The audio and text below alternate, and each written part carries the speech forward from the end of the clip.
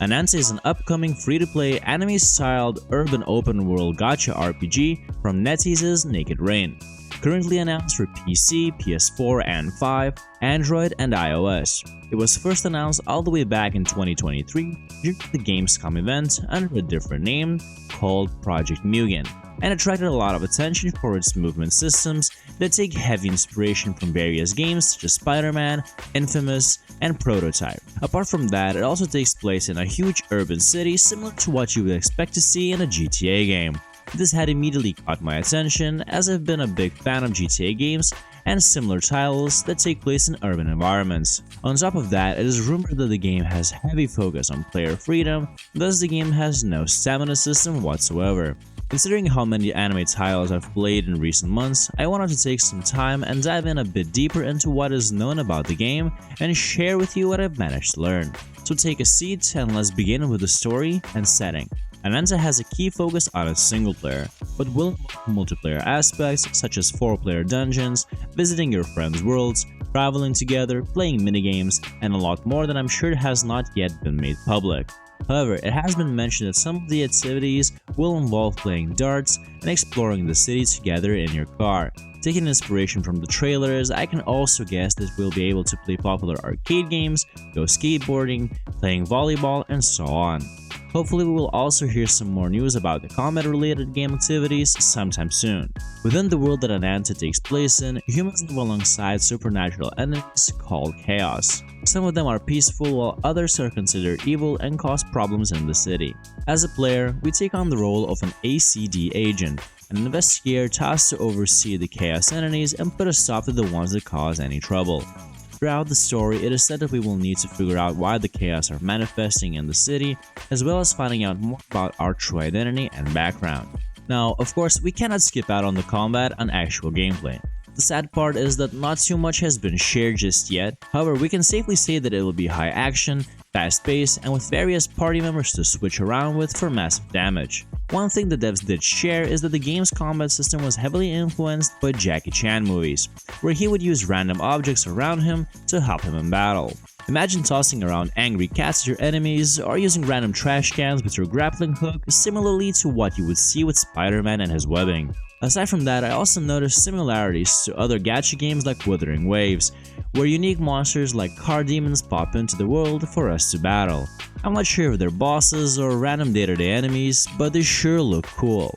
Based on very limited information that's public, it seems that the game will add a cycle between up to 4 characters that each have their own combat styles and synergies with other team members. This sort of mechanic is well known to most players of Genshin Impact and other similar titles. On top of that, it is expected that we will be able to add an additional special ability like telekinesis or other different buffs that drastically affect how each player will face every battle. It was also said that the game's combat and movement systems will be interconnected.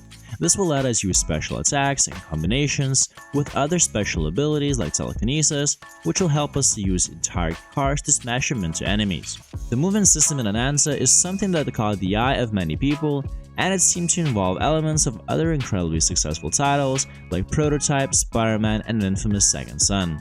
The developers noted that they wanted a system of movement that did not restrict players in any way, but felt fast, helping you get around the city without any pesky stamina bar limitations. Based on the trailers, we will be able to swing, parkour, use the subway, drive sports cars, take taxis, and swim in the water. It's clear that the game's development took a lot of inspiration from games like GTA 5 for its world building and traversal.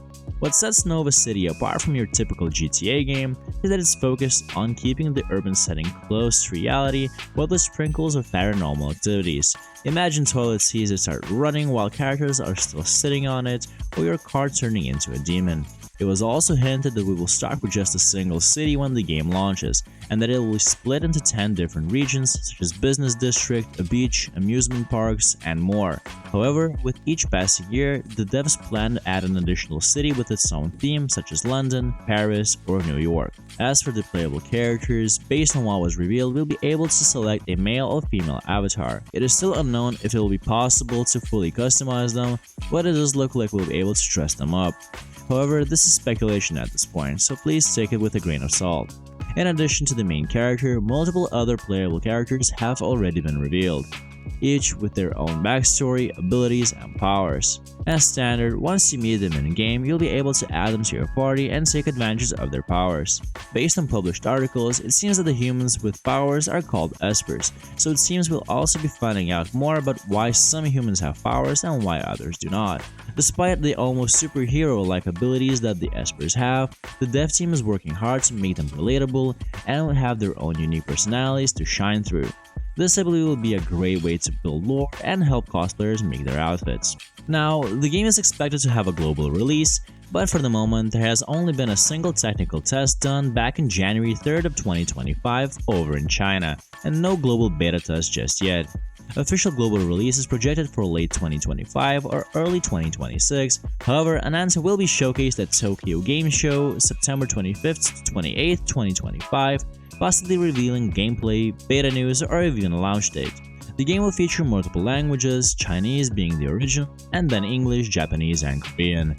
There are also multiple test phases planned, so keep an eye on their socials for any new announcements coming soon. So the question is, why should you care? Well, here are the pros. The game is set in a huge open world with an anime theme, which in my eyes is pretty cool, similar to something you would see in a GTA game. Movement is fluid, takes inspiration from incredible games such as Prototype, Spider-Man, and Infamous, as well as Jackie Chan movies where he uses random objects to help him in battle. The world is full of vibrant and unique NPCs, deep lore, multiplayer, single-player game modes, dungeons, new themed cities being added each year, no stamina system to limit your exploration, and a lot more. And finally, the story seems to be rather compelling with high-quality voice acting and animations. And now for the cons. Sadly, there's still no global beta test announcement, and only one offline test has been done in early 2025 in China. Publicly available information is scarce and hard to come by, leaving lots of room for mistakes and speculation.